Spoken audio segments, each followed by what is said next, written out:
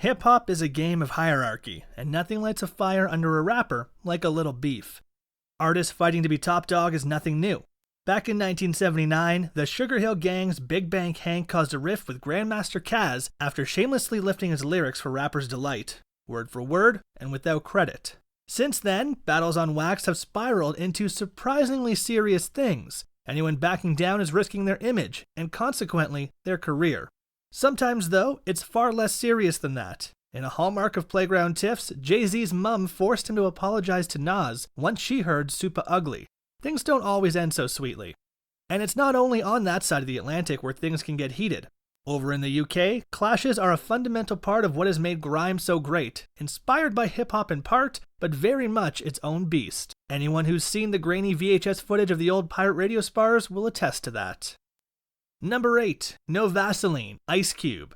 Ice Cube never sounded more swaggeringly confident than on his 1991 track calling out his former NWA bandmates and former manager Jerry Heller. After they'd ripped him out for leaving the group and messaged to BA, the title referring to Cube as a Benedict Arnold, the response was furious. Cube mocks them every way he can, for their financial problems, for their more commercially friendly image, for being manipulated by Jerry Heller, for DJ Yella wearing lipstick once upon a time, and for their lack of MC skills. Ayo Dre, stick to producing.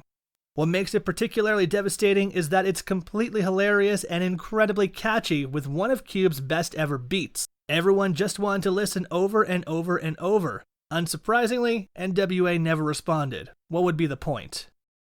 Number 7. The Warning, Eminem. While many diss tracks are coded and indirect in their subject matter, there's no prize for guessing who The Warning is aimed at. Eminem tears into Mariah Carey after the singer denied having a relationship with him and even parodied him in the video for Obsessed. The song starts by saying, "The only reason I dissed you in the first place is because you denied seeing me. Now I'm pissed off," before name-checking her and revealing some incredibly intimate details. Eminem might be one of the most prolific rappers when it comes to diss tracks, hitting out at everyone from his family to Limp Bizkit, Ja Rule, and Donald Trump over the years, but this is up there with the most venomous tracks of its kind. Nick Cannon doesn't come out of it too well either. He recorded his own response, "I'm a Slick Rick," but it's best avoided. Number 6, Control, Big Sean featuring Kendrick Lamar. Kendrick Lamar made a name for himself with killer debut album Good Kid, Mad City, but he really arrived with his appearance on Big Sean's Control. The vitriolic verse sees Kendrick slate some of rap's biggest names and call for hip-hop to up its game. Drake, J. Cole, Tyler the Creator, and A$AP Rocky face Kendrick's wrath. Not even Big Sean himself escapes. "I'm trying to raise the bar high. Who trying to jump and get it?" he says. It's the sound of a once-in-a-generation performer leading by example and single-handedly taking the rap game to new places. Number 5, Ether by Nas. Most definitely not a subtle one, even the beat quite literally says "fuck Jay-Z," while the record opens with the sound of gunfire. Nas was enraged after Jay-Z had called him out on The Takeover. "Now you're just garbage," fell from top 10 to not mentioned at all, and responded with a track so biting that its title has become a verb, as in Pusha T Ether Drake. Nas's track has all the bitterness of Tupac's Hit 'Em Up, but instead of out-and-out fuck yous, it cuts much, much deeper, getting intensely personal.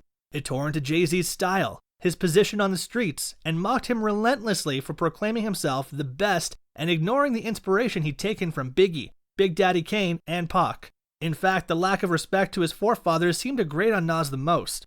First Biggie's your man, then you got the nerve to say that you're better than B.I.G., dick-sucking lips, why don't you let the late great veteran live? The hardest part, though, was the "I'm not mad, I'm disappointed" lyrics. "What's sad is I love you, 'cause you're my brother. You traded your soul for riches. My child, I've watched you grow up to be famous, and now I smile like a proud dad watching his only son that made it. You seem to be only concerned with dissing women. Were you abused as a child? Scared to smile? They called you ugly?" Ether dropped on Jay's 32nd birthday. Number 4, Fuck With Dre Day, Dr. Dre featuring Snoop Dogg. Dre's always been the best when he's producing, and frankly, this one is on the list because the G-Funk bassline, taken from Funkadelic's Not Just Knee Deep, is irresistible. The track takes fairly generic pot shots at Eazy-E and now forgotten rapper Tim Dog, plenty of homophobic lines, some half-hearted death threats, and the mandatory short jokes about Eazy. Still, once Snoop comes on board, the whole thing is just one long ode to oral sex. Snoop was at his laconic best, teasing and playful, though in the video his menace is far more overt.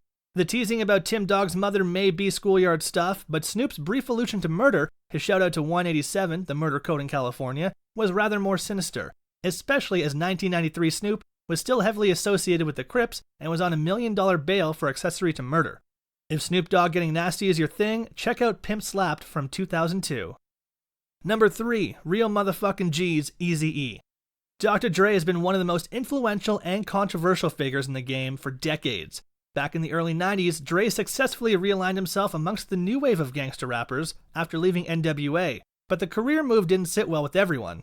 Former bandmate EEazy questioned his credentials and called him out as a studio gangster on the track Real Motherfucking G's, and even got in a dig at Snoop. Tell me where the fuck you found an anorexic rapper. EEazy's rap talents may have paled in comparison to his peers, but Real Motherfucking G's remains a career highlight, and one line in particular got the last laugh. Dre Day only meant Eazy's payday. He laughs, which due to their contracts, was true. Number 2, Killshot Eminem. Little-known rapper Machine Gun Kelly raised his profile by releasing Rap Devil, a track that took shots at Eminem through the eyes of a 6-year-old. His fucking beard is weird. Rap fans rubbed their hands in glee at the prospect of a response, and M didn't disappoint. While the beat is underwhelming, each line slowly peels away more and more of MGK. It's like listening to a surgeon cut away the skin from bones. It's funny to begin with M mimicking Machine Gun Kelly's faltering delivery. Stand, son, listen man, dad isn't mad, but how you gonna name yourself after a damn gun and have a man bun? Before dismissing Kelly's career ambitions. Younger me? No, you're the whack me. It's funny but so true. I'd rather be 80-year-old me than 20-year-old you. And hits on a crushing truth. This is it, as big as you're gonna get, so enjoy it. Had to give you a career to destroy it. It ends with a line that had everyone talking.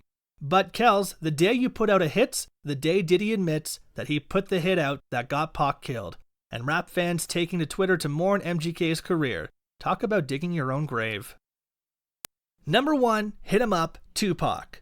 Despite the hilarious video, the Outlaws seem childishly delighted just to be there, which rather undermines the whole seriousness of it. There's no doubting how angry Tupac was recording this one. He laid down the track believing Biggie had been involved in a 1994 shooting at Tupac's studio, which had left the rapper fighting for his life. Pac came out swinging with his first words, "That's why I fucked your bitch, you fat motherfucker." What follows is a vicious attack on Biggie, his label mates, and his family, where Tupac repeats his claim that he slept with Biggie's wife, scolds him for ripping off his style, and mocks their former friendship. What really stings, though, is the last 90 seconds or so, where Pac sounds as enraged as anyone ever has on record. It's a tirade where Pac threatens not only Biggie, but everyone associated with him, going so far as to say he'll murder their children. He doesn't sound like he's joking. When he says fuck you, there's no doubting he means it. Mobb Deep replied with the admittedly excellent Drop a Gem on M, but few cared. So, that was the top 8 diss tracks of all time. Which one is your favorite? Tell us in the comments below.